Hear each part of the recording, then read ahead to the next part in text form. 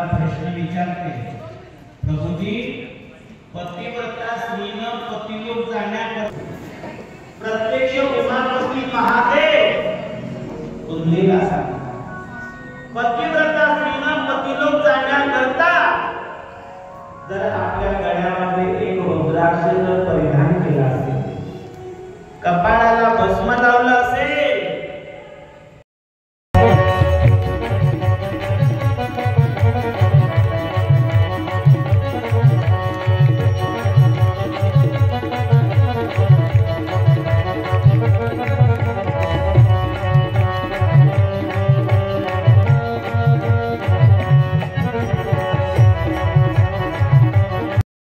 आणि त्या स्वरूपामध्ये सूतजी महाराज वर्णन करतात, महादेवांनी त्या अवस्थेमध्ये सांगितलं की देवी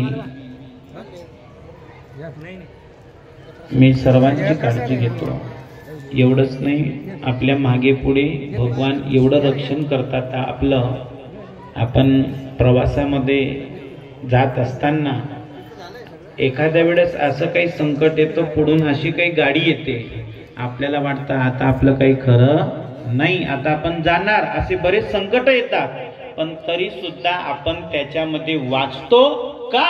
रक्षण करण्याकरता उमापती महादेव त्या ठिकाणी. चंद्रदेव यांनी सांगितलं महादेवांना समाधीतून बाजूला काढायचंय आणि भगवान परमात्मा समाधी अवस्थेमध्ये आहे.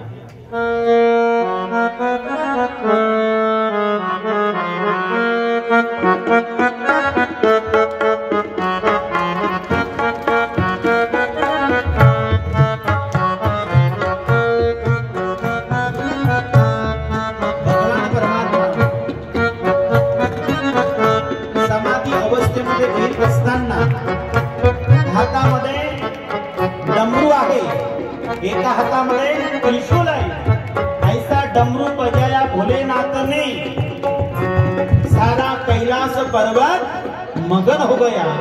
आणि त्याच महादेवांच्या जटेतून गंगा माता अवतीर्ण होते, ते प्रत्यक्ष स्वरूप या ठिकाणी प्राप्त होते. ऐसा डमरू बजाया भोलेनाथ ने सारा कैलाश पर्वत मगन हो गया. ऐसा डमरू बजाया भोलेनाथ ने सारा कैलाश पर्वत मगन हो गया.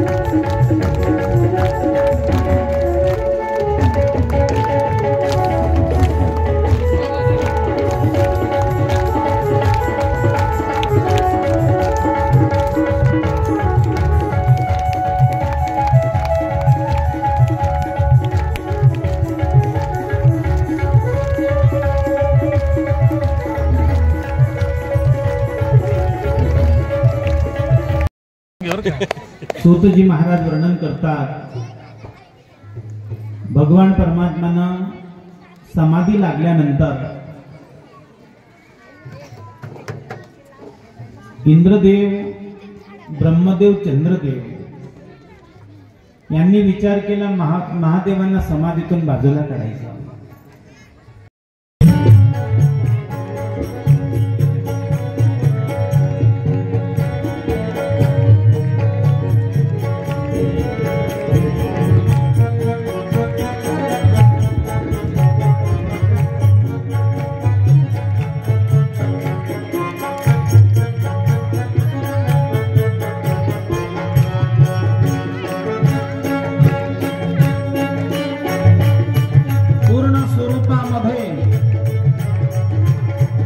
ब्रह्मा उर्वशी नृत्य करू लागलेले, तरीही महादेवांच्या समाधीवरती कोणत्याही पद्धतीने असर होत नाहीये. ब्रह्मानंदे लागली टाळी, कोण देहाचे सांभाळी. ठिकाणी सुंदर स्त्री, सुंदर पुरुष राहील, त्या ठिकाणी तुझा पती काम निर्माण होईल. म्हणले मला प्रत्यक्ष दिसला पाहिजे.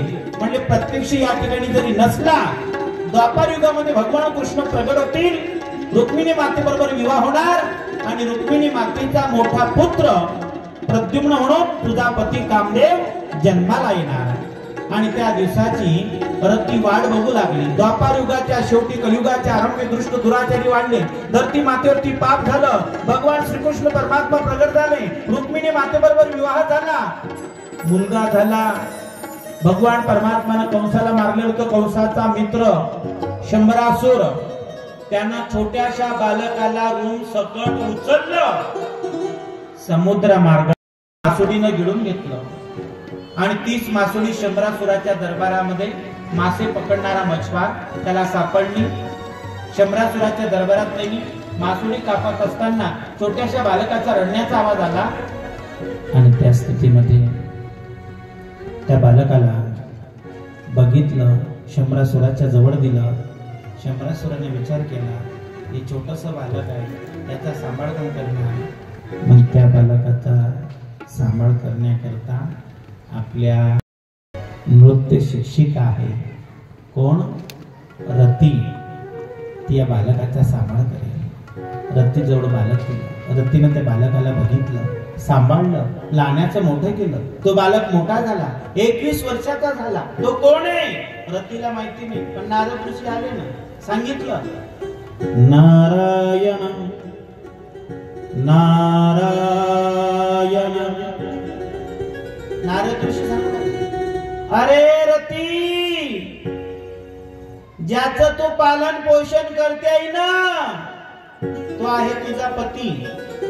रती म्हणली, माझा पती प्रद्युम्न कामदेवाचा अवतार आहे, महादेवांनी आशीर्वाद उश्चात दिलेला होता. रतीच्या लक्षात आलं.